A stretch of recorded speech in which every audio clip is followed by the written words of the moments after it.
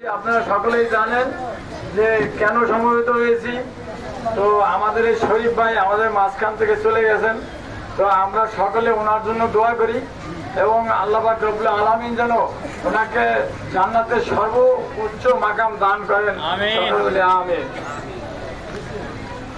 তো এখন আপনাদের মাঝখানে আমাদের মসজিদের মুয়াজ্জিন সাহেব, উনি হয়তো দু একটা কথা বলতে পারেন। তো যাই হোক, ওনার মুখের থেকে যে কথা আপনারা শোনেন।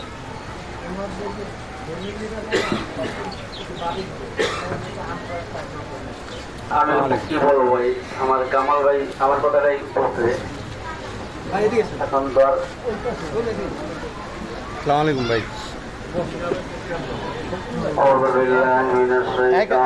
ভুবন বাইরে বইতে তো ভুবন বাইরে দিকে ভুবন বাইরে দিকে চাটা দাও, ওই চাটা দাও দিকে সিট আছে। ولكن رسول الله